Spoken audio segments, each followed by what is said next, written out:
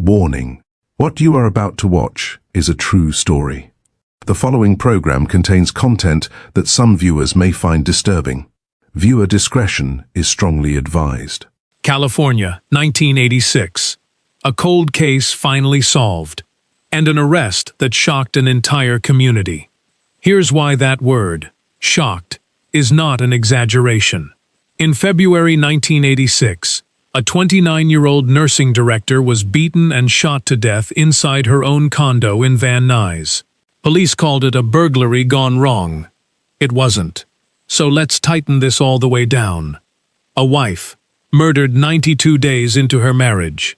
A father, naming the killer on day 2, and ignored for 23 years. A scientist, finding the truth in a torn envelope, and punished for pushing it. Sherry Rasmussen was a nursing director at 27, the glue of her family, genuinely happy in her wedding photos. She told people she was afraid. She told her father. She told her husband. She told colleagues. The one thing she couldn't do was call the police, because the person she feared was the police. So if someone in your life makes you feel unsafe, even someone with a badge, a title, a position of trust, say it loudly, in writing, to someone outside their system. Name them. Don't soften it. Sherry's story is why. Subscribe to Crime Watch Hub California, 1986. A cold case finally solved, and an arrest that shocked an entire community. That word, shocked, is not clickbait. It's the only word that fits. In February 1986, a hospital nursing director was attacked and shot inside her own Van Nuys condo. She was 29, married 3 months. Police ruled it a burglary gone wrong. It wasn't. The person responsible carried a badge, and for the next 23 years, she worked inside the same department that was supposed to be hunting her killer. She got promoted. She trained recruits. She built a reputation, while the case sat cold. But here's the thing about evidence. It doesn't retire. It doesn't forget. It just waits. And the proof that finally ended this spent 18 years inside a torn envelope, at the back of a freezer, that nobody thought to open. Until one scientist did, Monday morning, February 24, 1986. An ordinary start in an ordinary condo on Balboa Boulevard. A mechanical engineer kisses his wife goodbye at 7:20. She's staying home today. Her back hurts from aerobics, and she's skipping a work presentation she didn't believe in. She's still in her nightgown when the door closes. His name is John Rutan. Hers is Sherry Rasmussen. He drives to his new job in Chatsworth, and through the day, he calls home. No answer. He calls again. Nothing.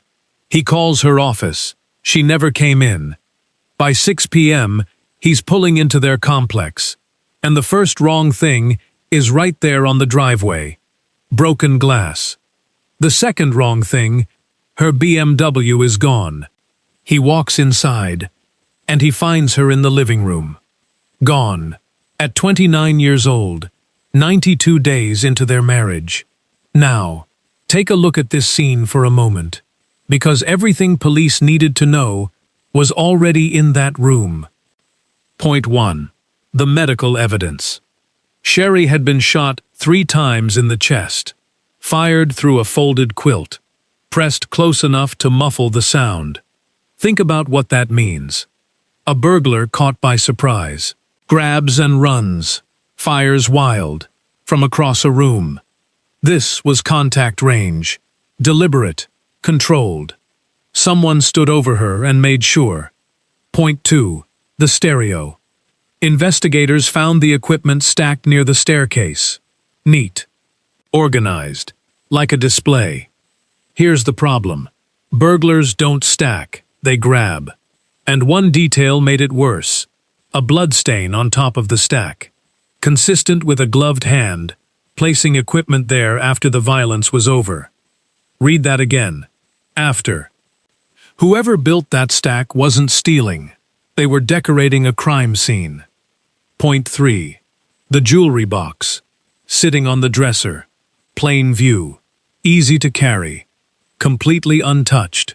What thief stages heavy stereo equipment and walks past the jewelry? Point 4.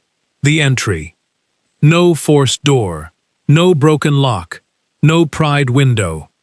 The glass on the driveway came from inside the house. A vase shattered during the struggle. Not a break-in. Point 5. The alarm. The condo had a burglar alarm. It never went off. And beside the alarm panel, on the wall, a bloody handprint. Sherry's. She had fought her way toward that panel, reaching for the panic button. She missed it by inches. That handprint tells you two things. She was alive and fighting near the front door, and she knew exactly where help was. Which brings us to point 6, the most important piece of evidence in this entire case. On Sherry's left forearm, a bite mark. A human bite. Sherry was 6 feet tall, athletic, a former college volleyball player. Her father said she would never go down without an extraordinary fight. He was right. And during that fight, her attacker bit her, hard enough to leave an impression, hard enough to leave saliva behind. Now here's where 1986 protocol quietly saved this case. At autopsy, the coroner's office swabbed that bite mark. Standard procedure. A cotton swab, sealed, refrigerated. In 1986, that swab could tell you almost nothing. DNA profiling barely existed. It had never solved an American murder. So the swab went into storage, a biological time capsule, waiting for science to catch up. Nobody in that room understood what they had just preserved. Nobody. One more piece, the missing BMW. 11 days later, it turned up, parked on a residential street, 2 miles from the condo. Keys in the ignition. An abandoned car with keys inside. In 1986 Los Angeles. Practically begs to be stolen. And it was parked near a school for troubled youth. If a local kid takes that car for a joyride, suddenly there's a new suspect, with fresh fingerprints, a ready-made fall guy. Except no one took it. And when investigators processed the car, every surface had been wiped. Not one usable print, anywhere. Burglars panic. This person cleaned. So let's stack it all up. Contact range shots, a staged stereo, untouched jewelry, no forced entry, a wiped car planted like bait. Every single point contradicts a burglary. And yet, that very first night, before the forensic team finished processing, the lead detective sat across from John Rueton and told him this was a burglary. Someone came for the stereo. It went wrong. There had been a recent burglary nearby. 2 men, one armed. That case handed detectives a ready-made theory. And they never let it go. Composite sketches of 2 male suspects went out across Van Nuys. Tips came in. Every single one dissolved into nothing. The theory was locked in on night 1. And everything the scene was saying got filed away with it. Here's what you need to understand before the next chapter. This wasn't a case with no leads. This was a case where the evidence pointed one direction, and the investigation walked the other way. That gap, between what the scene said and what the file said, is the entire story. If that gap makes you angry, this channel is built for you. Crime Watch Hub rebuilds cases like this from the actual records. Court transcripts, sworn declarations, parole hearings, not recycled speculation from other videos. Subscribe now, because the next buried file we open, you'll want in your feed the day it drops. Because here's the part nobody expected. The scene was screaming, but one man was already saying the killer's name out loud. Let me ask you something. When a murder breaks, what's the first question a grieving father usually asks? How did it happen? Did she suffer? Who found her? Nels Rasmussen asked none of those. Day 2, the morning after. standing in the wreckage of the worst news of his life. His first question to detectives was this: "Have you checked out John's ex-girlfriend?" The lady cop. That's not a guess.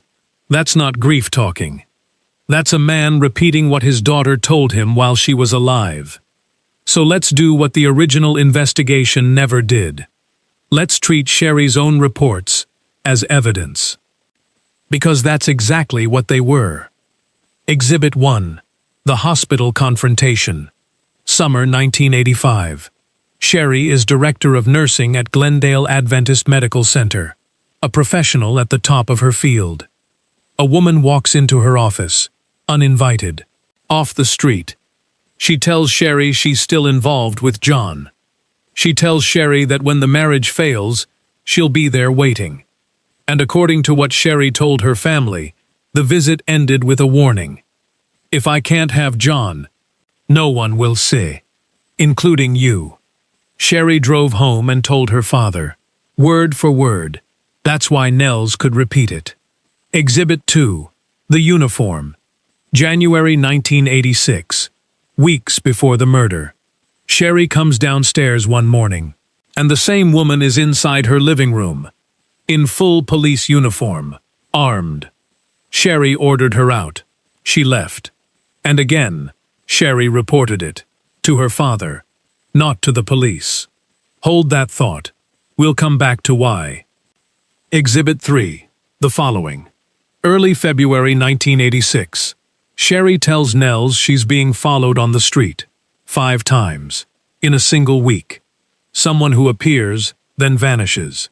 Someone who turns away the moment Sherry looks directly at her. 3 separate reports. A confrontation with a stated threat. An armed intrusion into her home. A week of surveillance. All before February 24th. Any investigator will tell you, that's not background noise. That's a pattern of escalation. So why didn't Sherry call 911? Here's the structural trap, and it's the most uncomfortable fact in this chapter. The person frightening her was the police.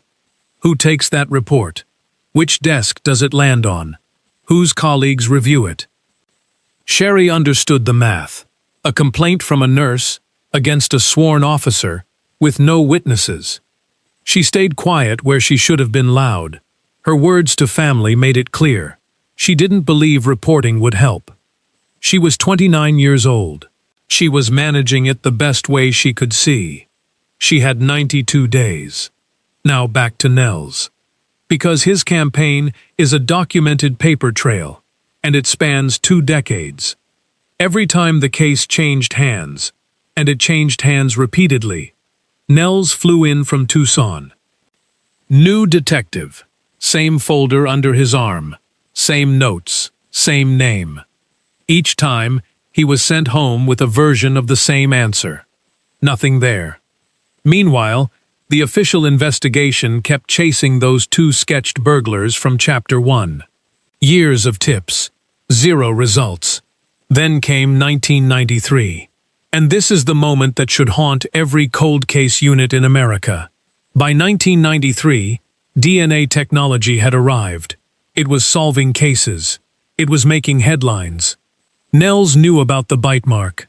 He knew a swab existed. So he made the department an offer. He would pay for the DNA testing himself, out of his own pocket, his money, their evidence. The response? The department needed a suspect first, something to compare against. And Nels said, I have a suspect. He was told to move on. Sit with that. A private citizen offering to fund the exact test that would eventually solve this case, 16 years early, refused. He didn't stop. He wrote directly to the chief of police. According to the family's account, the response dismissed him. He was told he watched too much television. He pushed the case onto a true crime TV program. He approached a well-known crime author about a book. Per that author's account, a retired detective friend called the case too hot to handle. No book was written. And then there's the detail that moves this from negligence toward something darker. Years later, When new detectives inherited the file, they found gaps.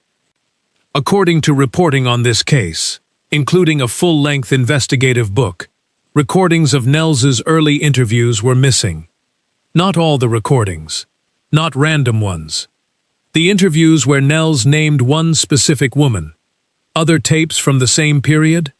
Still in the file, intact. The department has never publicly explained where those recordings went. No officer has ever been disciplined over it. Draw your own conclusions. The record simply shows this. The interviews naming her are the ones that vanished. So here's where we stand. A father with a name. A daughter who reported 3 escalating incidents before her death. A swab in a freezer that could answer everything.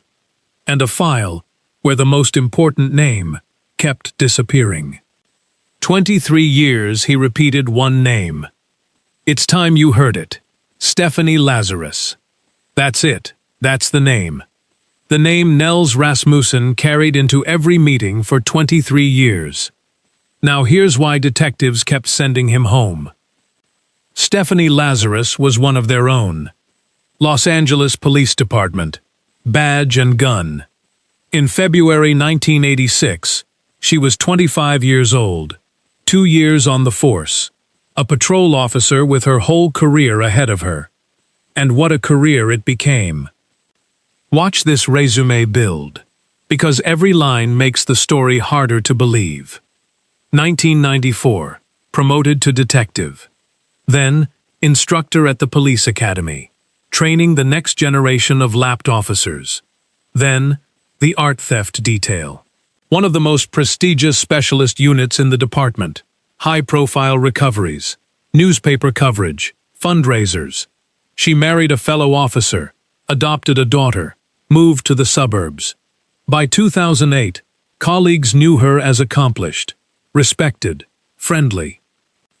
And twice during the 1990s, she was assigned to the Van Nuys division. Understand what that means. Van Nuys is where Sherry Rasmussen died. Van Nuys is where the murder book sat. The binder holding every report, every photo, every lead. Stored in a cabinet, in the detective squad room, the same building where Lazarus worked. And according to former colleagues cited in reporting on this case, she frequently volunteered for overnight shifts there, quiet hours, minimal supervision. Draw no conclusions yet, just hold the fact. Now rewind, because the connection between Lazarus and this family starts a decade before the murder. UCLA, late 1970s, Dykstra Hall dormitory. Stephanie Lazarus and John Rueton lived in the same dorm. They became involved, on and off, across 4 years. Here's where the two accounts split, and the gap between them is the whole engine of this case. John testified, under oath, that he never once considered her his girlfriend. Casual, never serious, not on his end. On her end, she described him to her police academy classmates as her college boyfriend. She brought him as her date to a department Christmas party. Same relationship, 2 completely different realities. Then came June 1985. Lazarus learned John was engaged to a nursing director named Sherry Rasmussen. We don't have to guess how she took it.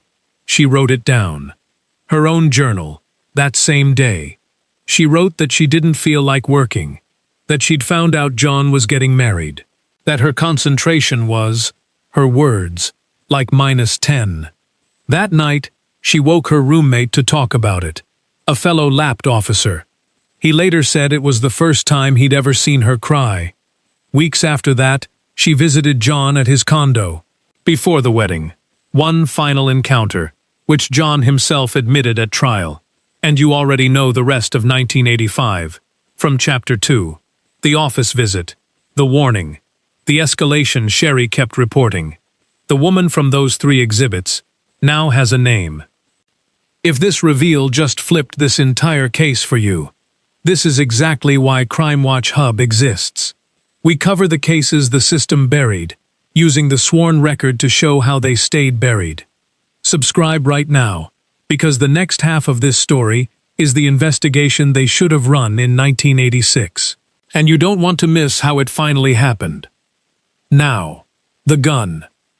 Because everything you've heard so far is pattern and motive. This next part is physical evidence. As a lapped officer, Lazarus carried a department service weapon. But like many officers, she also purchased a backup. A Smith & Wesson .2038 caliber revolver. Bought through the department, registered, on the books.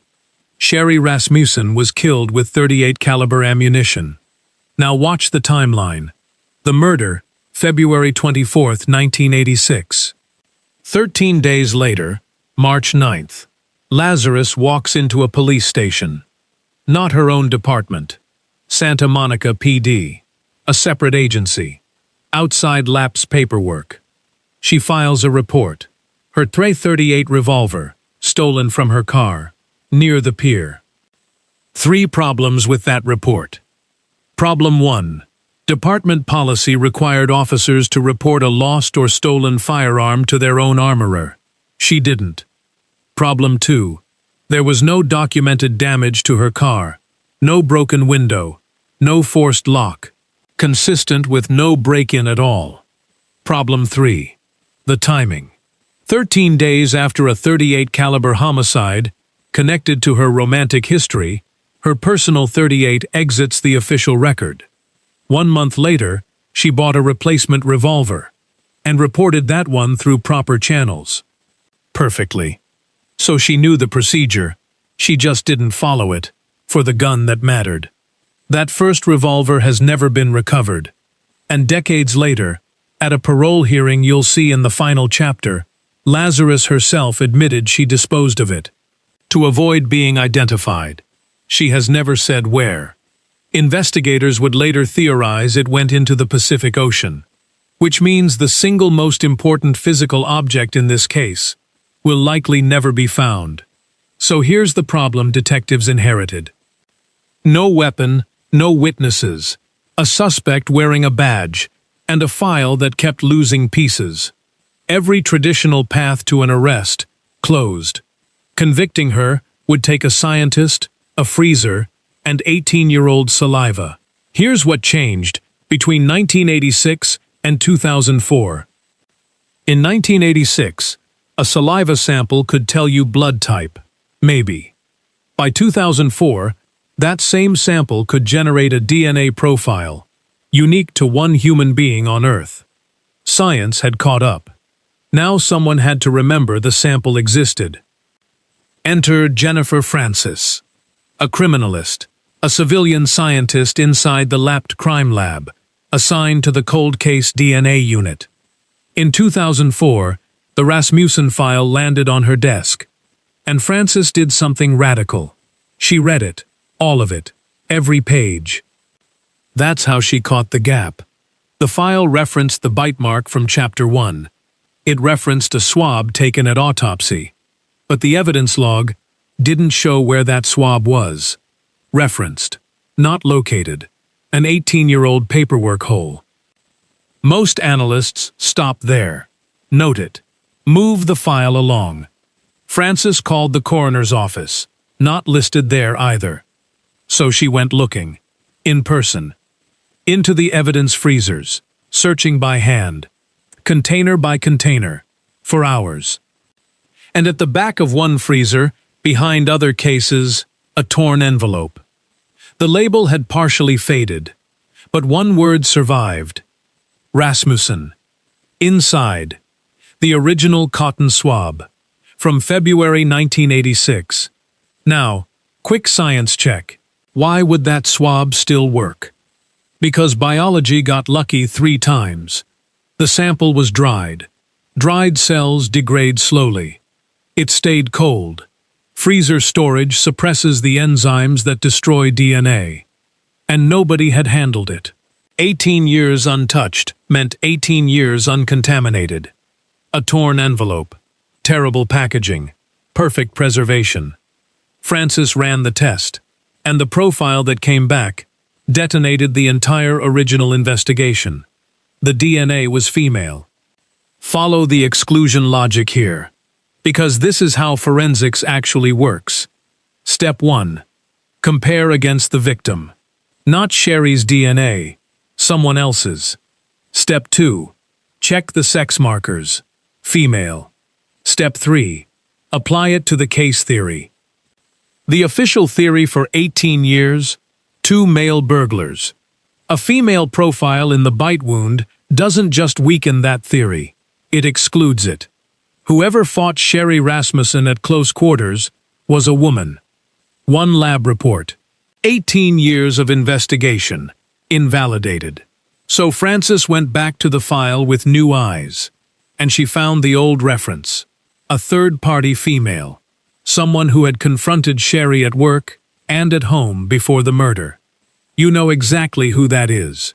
Frances didn't, not yet. She asked her supervising detective the obvious question. Was this woman ever investigated? What happened next comes from Frances's own sworn declaration. Her account, on the record, under penalty of perjury. She says she was told the case was a burglary. She says she was told the woman was enlapped a detective, and that the detective was not part of this. Frances pushed anyway. Cold Case Unit, Scientific Division, Robbery Homicide. By her account, every door, the same answer in different words. Stop pushing. She states she was called paranoid, obsessive, that she was ordered into counseling, that her casework was quietly reassigned. She later sued the department over her treatment. She lost that suit, but her declaration remains in the court record, sworn and unchanged. And her DNA report? It sat in the system, dormant, for 4 years. A female profile, a named female with documented contact with the victim, sitting side by side in one file. Nobody connected them. Then, March 2008. Detective Jim Nuttall arrives at work and finds cold case files near his desk. One of them is Rasmussen. Nuttall reads the 4-year-old DNA report. Female profile, unknown contributor. Then he pulls the crime scene evidence you already know from Chapter 1. Ken reads it the way it should have been read on Night 1. With a female suspect, every contradiction resolves. Nuttall's team built a suspect list. 5 women connected to Sherry or John. Then they ran the eliminations, alibis, backgrounds. DNA, where possible. 4 cleared. 1 remained. Suspect number 5. And when they saw who number 5 was, the investigation went underground. They never wrote her name in their notes. Not once. Only number 5. They worked the case after hours, quietly. Why the secrecy inside their own department? Because number 5 worked in their building. Her husband was also a detective, and this file had a documented history of losing exactly the wrong pieces. They were protecting the case from the building it lived in. Now, the final problem: confirmation. They needed number 5's DNA, without a warrant tipping her off, without alerting a trained investigator that she was being investigated. Here's the legal doctrine that made it possible. Abandoned DNA. American courts have consistently held, when you discard something in public, a cup, a napkin, a cigarette, you abandon your privacy interest in it. Police can collect it. No warrant required. So for a week, undercover officers followed her, waiting for her to throw the answer away. May 28, 2009. A Costco in Simi Valley. She stops for a snack with her daughter, drinks from a plastic cup, finishes, stands, walks away. The cup stays on the table. The moment she's gone, officers collect it, and the comparison assignment lands on one specific desk. Jennifer Francis, the scientist who found the envelope, who ran the first profile, who spent years, by her sworn account, being told to let it go. She runs the analysis herself. The DNA on the Costco cup matches the DNA from the bite on Sherry's arm. 23 years, 1 envelope, 1 cup, 1 match. Now they had proof. They just had to arrest an armed detective inside her own building. Think about the tactical problem for a second. Your suspect is a 25-year veteran detective. She carries a gun to work, legally, every day. She's trained in interrogation. She teaches at the academy. She knows every move you're about to make. Arrest her at home. Her husband is a detective too. Arrest her at her desk. She's armed, surrounded by colleagues. So the team designed something smarter. They let the building do it for them. June 5th, 2009, 6:40 in the morning. A detective from Robbery Homicide approaches Stephanie Lazarus at her desk. He has a story ready. "There's a suspect downstairs," he says. "A man with information about stolen art. Her specialty, her expertise. Could she come consult?" She agrees, immediately. Professional courtesy. And she follows him down to the jail facility in the basement. Here's the design. Inside the jail area, no weapons are allowed. Nobody carries, no matter your rank. It's an absolute rule. Every officer knows it. So at the entrance, Stephanie Lazarus removes her firearm and hands it over. Voluntarily. Routinely. Without a flicker of suspicion. The most dangerous variable in the arrest plan just disarmed herself. Inside the interview room, 2 detectives keep it soft. Her name came up in some old notes, they say. Minor stuff. They just want to handle it privately, away from gossip upstairs. She's relaxed, chatty. They ask about UCLA, about John Ruetten. She says it was casual, ancient history. They ask about Sherry Rasmussen, and her answer is remarkable. She thinks Sherry might have been a nurse. She can't really remember. Can't really remember. Measure that answer against Chapter 2, the office confrontation, the living room, her own journal. Then the detectives shift, slowly, professionally. They mention the case had female DNA. They mention a bite mark. They raise the possibility of a comparison sample. And the recording, later played in open court, captures the change. The easy tone tightens. The answers get shorter. She asks if this is some kind of joke. At one point she asks, "Am I on candid camera?" Then she stands up and walks out of the interview room, down the corridor, toward the exit, where officers are waiting. Handcuffs. 23 years, 3 months, and 11 days after February 24, 1986, the arrest was made.